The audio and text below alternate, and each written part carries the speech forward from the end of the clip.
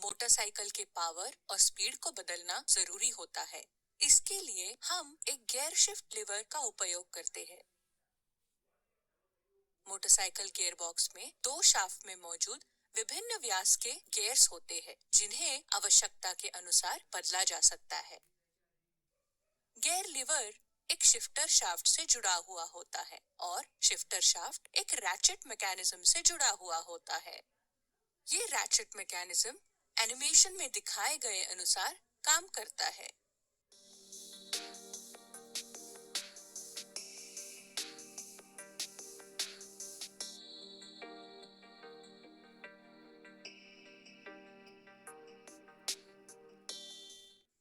इस ratchet mechanism का उद्देश्य शिफ्टिंग ड्रम को एक निश्चित कोण पर घुमाना है। इस शिफ्टिंग ड्रम में विशेष आकार के स्लॉट्स होते हैं। इन स्लॉट्स में 3 सी आकार के शिफ्टिंग फोर्क फिट किए जाते हैं। प्रत्येक शिफ्टिंग फोर्क में एक एक डॉग गियर फिट होता है। जैसे जैसे शिफ्टिंग ड्रम घूमता है, शिफ्टिंग फोर्क्स दाएं या बाएं स्लाइड होते हैं, जिसके साथ डॉग गियर्स भी चलते हैं। शिफ्टिंग फोर्क और डॉग गियर स्लाइड करने का मकसद बाद में बताया जाएगा। पहले गियर बॉक्स में विभिन्न गियर्स को कैसे क्रमबद्ध रूप में रखा जाता है वो समझते हैं। इसमें एक इनपुट शाफ्ट और एक आउटपुट शाफ्ट होता है। अलग अलग व्यास वाले गियर्स इन दोनों शाफ्ट में रखे जाते हैं। कुछ गियर्स में इंटरनल स्प्लाइन्स होते हैं। ये इंटरनल स्प्लाइन अपने शाफ्ट के एक्सटर्नल स्प्लाइन से मैशिंग होते हैं। ये गियर अपनी शाफ्ट के गति में ही घूमने के साथ साथ दायां और बायां भी स्लाइड कर सकता है। सभी स्प्लाइन वाले गियर्स को लाल रंग में दिखाया गया है। कुछ गियर्स फ्री व्हीलिंग गियर्स होते हैं। ये गियर स्वतंत्र रूप में घूम सकते हैं, लेकिन दायां या बायां स्लाइड नहीं कर सकते हैं। सभी फ्री व्हीलिंग गियर्स को नीले रंग में दिखाया गया है। इन गियर्स के अलावा एक स्टैटिक गियर होता है, जो इनपुट शाफ्ट से जुड़ा हुआ होता है। हम इन सभी गियर्स को 1 से 5 तक संख्या देते हैं, ताकि समझने में आसान हो।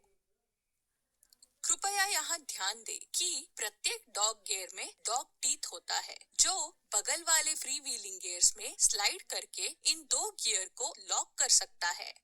अब हम समझते हैं कि मोटरसाइकिल में विभिन्न गियर कैसे बदले जाते हैं। अभी हम देख सकते हैं कि हर स्प्लाइंड गियर्स एक फ्री व्हीलिंग गियर के साथ मैश हुआ है। इस स्थिति में यदि हम इनपुट शाफ्ट को घुमाते हैं, तो आउटपुट शाफ्ट तक कोई भी पावर ट्रांसफर नहीं होता है। यह तब होता है जब हमारी मोटरसाइकिल न्यूट्रल स्थिति में होती है। एक नंबर गियर में शिफ्ट होने के लिए आउटपुट साइड में dog gear number 5 free wheeling gear number 1 की ओर स्लाइड करता है और इसके साथ लॉक होता है। गियर नंबर 5 स्प्लाइंड होने की वजह से अब आउटपुट शाफ्ट इस गियर के साथ घूमेगा। यह पहला गियर है। 2 नंबर गियर में शिफ्ट होने के लिए आउटपुट शाफ्ट में डॉग गियर नंबर 5 न्यूट्रल स्थिति में आ जाता है और डॉग गियर नंबर 4 स्लाइड करके 2 नंबर गियर के साथ लॉक हो जाता है।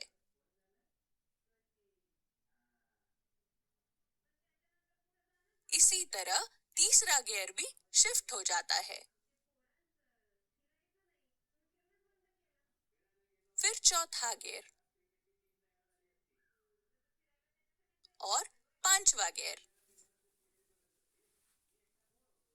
कृपया यहाँ ध्यान दें कि किसी भी एक गियर से दूसरे गियर में शिफ्ट होने के लिए पहले से लॉक किया गया डॉग गियर पहले न्यूट्रल स्थिति में लौटता है, उसके बाद ही किसी अन्य गियर से लॉक होता है। इस वजह से प्रत्येक 2 गियर के बीच में एक न्यूट्रल स्थिति होती है, लेकिन हमारी मोटरसाइकिल में हम केवल एक ही स्थान में न्यूट्रल पाते हैं। यह कैसे होता है, इसे समझने के लिए हम रैचेट मैकेनिज्म पर वापस जाते हैं। उचित गियर शिफ्टिंग के लिए एक स्टार शिफ्ट डिटेंट मैकेनिज्म जिम्मेदार होता है। जैसा कि हम देख सकते हैं, स्टार प्लेट में रिजेस और वैलीज होती है और इन रिजेस और वैलीज पर एक रोलर स्प्रिंग की सहायता से रोल होते हैं। रोलर जब स्टार की रिज पर होता है, तब मोटरसाइकिल न्यूट्रल में होती है। जैसा कि हम कल्पना कर सकते हैं, रोलर स्टार के रिजेस पर नहीं रुक सकता है। इसी वजह से हम इस गियर के बीच न्यूट्रल नहीं पाते हैं। लेकिन इस स्टार की एक रिज कटी हुई होती है। इस वजह से रोलर इस स्थान पर रुक सकता है जहां हम न्यूट्रल स्थिति पाते हैं। हमने जो गियर बॉक्स यहाँ दिखाया है, उसे कांस्टेंट मैश ट्रांसमिशन सिस्टम के रूप में जाना जाता है।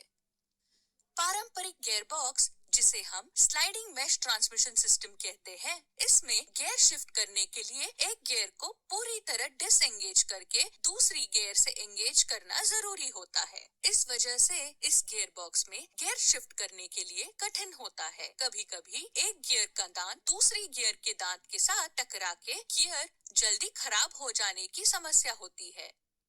कांस्टेंट मैश ट्रांसमिशन सिस्टम में यह समस्या नहीं होती है।